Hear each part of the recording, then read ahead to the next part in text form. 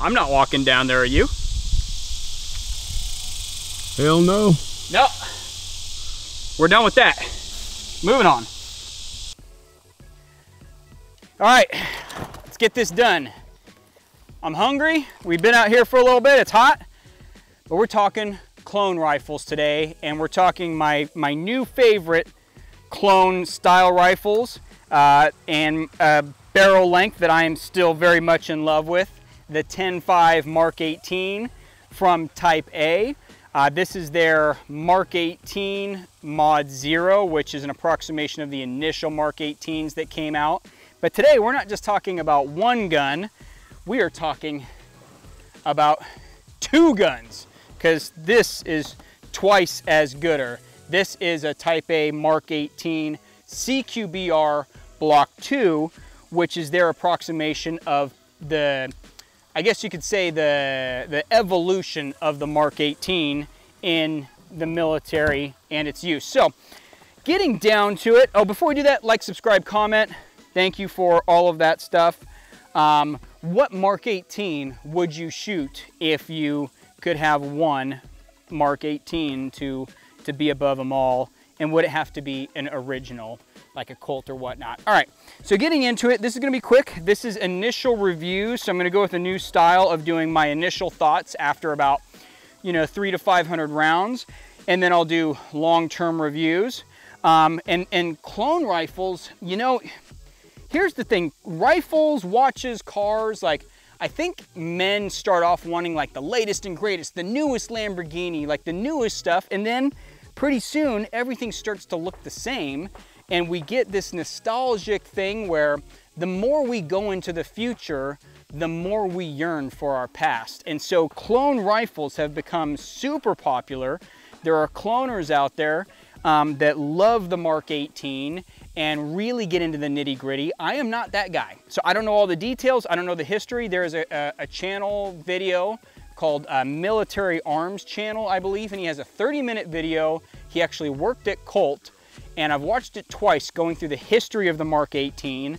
Obviously, you can go to Grantham, you can go to Ian at Forgotten Weapons. There's so many people that are gonna go through the history.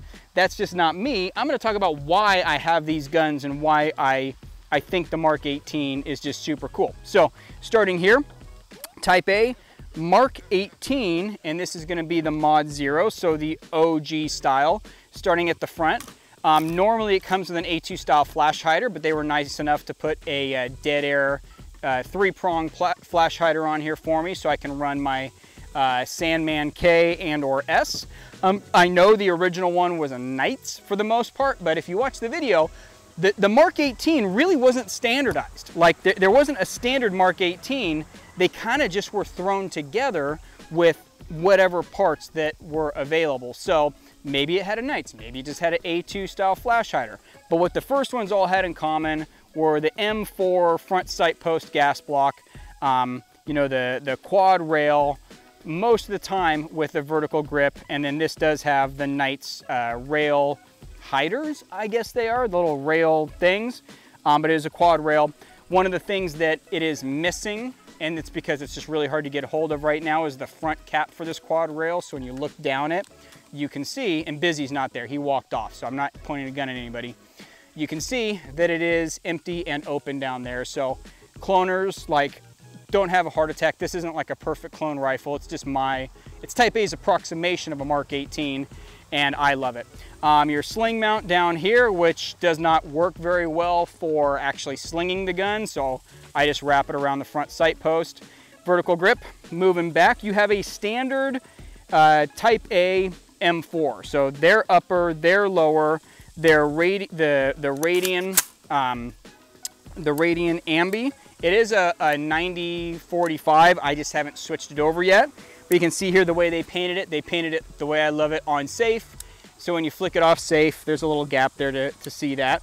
And they sent me a painted magazine, a Duramag, to match the paint scheme. Also, it is their 2-stage trigger.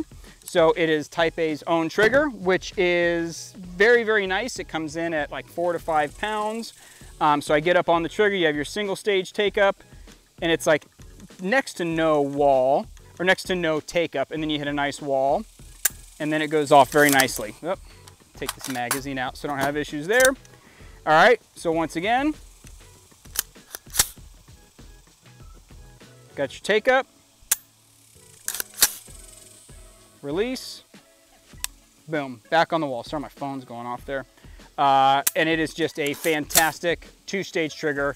This is by far my favorite trigger, is the Type A 2-stage. And I've got Geisley single-stage triggers that are 2 pounds. Those are great for shooting fast, but I'm just used to getting back on this wall, and it's an awesome trigger, flat face. I love it. B5 system, so no, it's not the standard, you know, the A1 or A2 grip, which has that more forward angle that they originally had. So I'm appreciative of this. It's not clone correct, so go with that. B5 stock, this is an SBR. And then standard single side charging handle to be sort of clone correct, which is fine. I'm not ambi, so you know, getting on the left side is cool with me. It didn't come with rear sight, so I just got this rear adjustable rear iron sight. I forgot where it's from, but I got that. And then because it is a Mk18, and a lot of them I saw had the EOTechs on them, EOTech EXPS or XPS 0-3 or 3-0. I forget what it is. Their number and naming system, it's like, you know, going through and the Rosetta Stone trying to figure out where everything is. But I had it figured out for a minute, so I've got the one that is QD, and it's a single dot with the donut. So comment below what I have on here, because I forgot what it is. And then I have a Sly Tactical Sling on here. And yeah, so this gun, 10.5 inches, and I know that maybe they were 10.3 when they initially came out, but 10.5 inch barrel. This is just a very cool gun to have for that history, the ideas, and it's not clone correct, so I'm just gonna be like LARPing with it.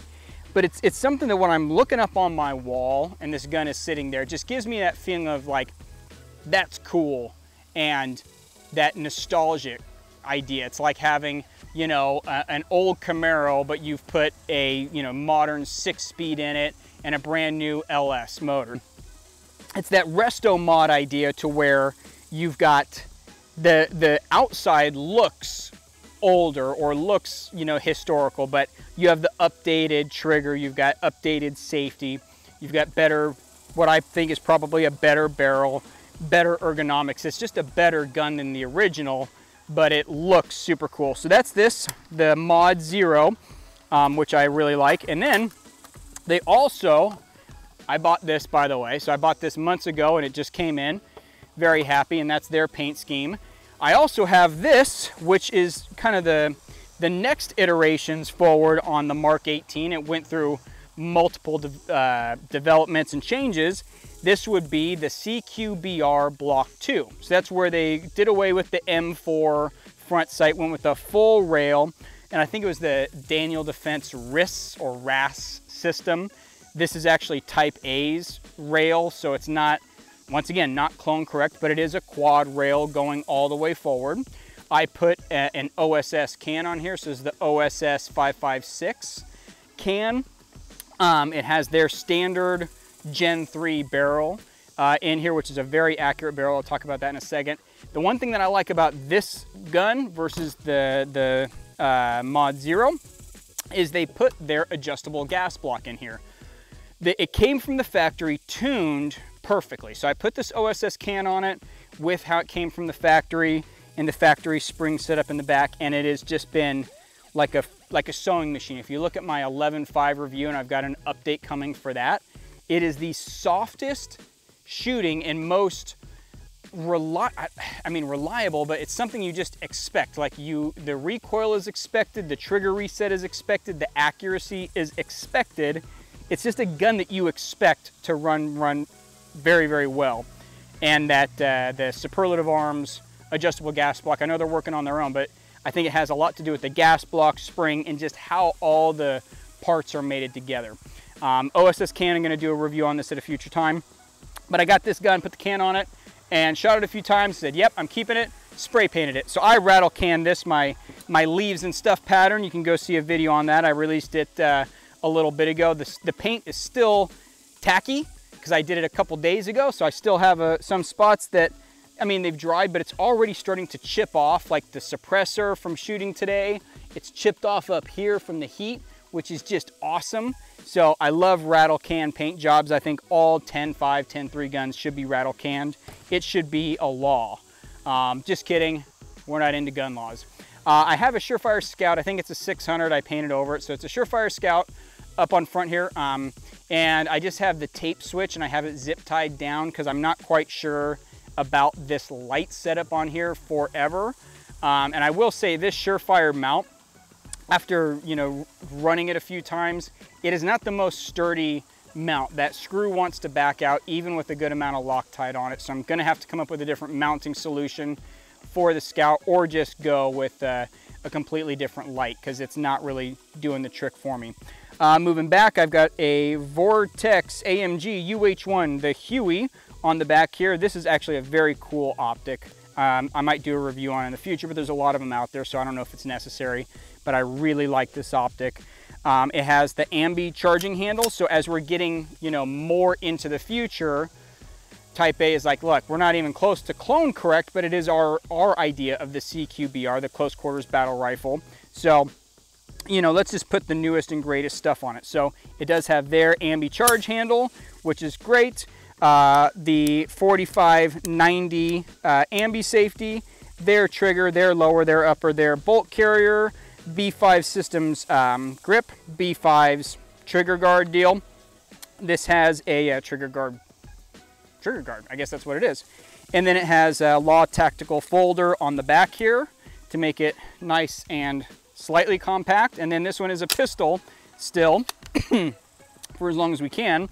SBA 3, which I actually like better than the SBA 4. Maybe it's just me, but it seems more secure. But yeah, SBA 3 on the back.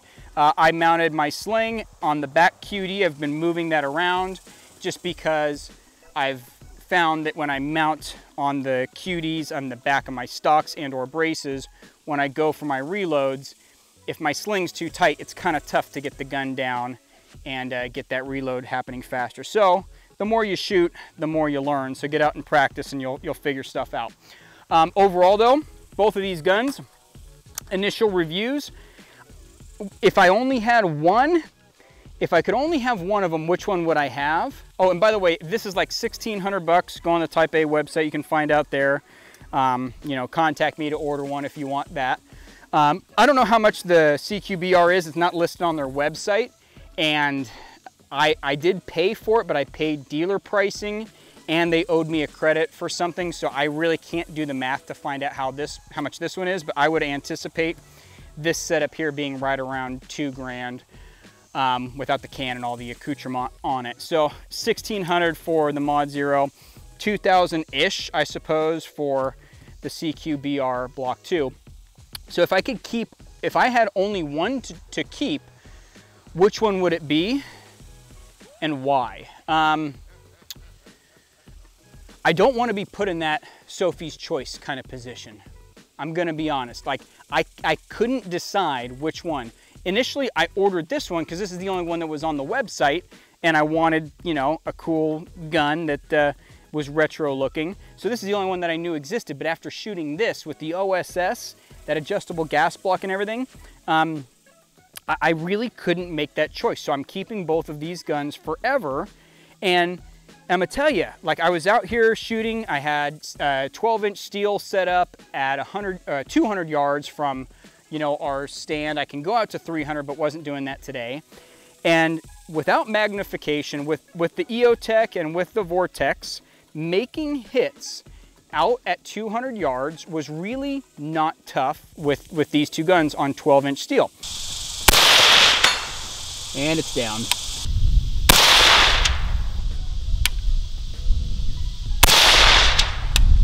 And I'm not a great shot. So I know that there's people that are way better at this than I am. But for me, when I'm noticing just how accurate it is, how reliable and repeatable, 10.5s, I know everyone's going for 11.5. I don't think 10.5 is obsolete, especially with an adjustable gas block. You can turn the gas down so it's not beating your gun up so much, but this one here with the standard M4 gas block, well, I think I'm speaking out of turn. Yeah, no, it's a standard M4 front sight post gas block. So with the standard gas block and just the way it's gassed and put together, this does not feel like it's really reciprocating hard and beating up the gun. So this is initial review. We'll do some long-term stuff after I've had more time behind them, but you know, I'm hundreds, so sub 1,000 rounds into both of them, and I've had no issues. They're just badass guns all around. So 10.5 is not obsolete, and Type A makes great Mk18 clones if you don't want to be clone correct. The only thing I will say on Type A, this is the only problem I've had with their guns. Honestly, the only one. The anti-walk pins tend to walk out. So I have had this happen 2 or 3 times, and it really is only, it's this front pin right here. I don't know what it goes to. So this one hasn't walked, oh, that one actually did walk out a little bit. So these anti-walk pins, I would take the screws out and then probably Loctite them a little more and put them back in, because I have had them, the anti-walk pins, walk out a little bit on me. Nothing super bad, but yeah, that's it. So Mk18s from Type A's, initial review, thumbs way up, and these are just gonna look grungier and grungier the more I shoot them, and I can't wait to have a long-term review.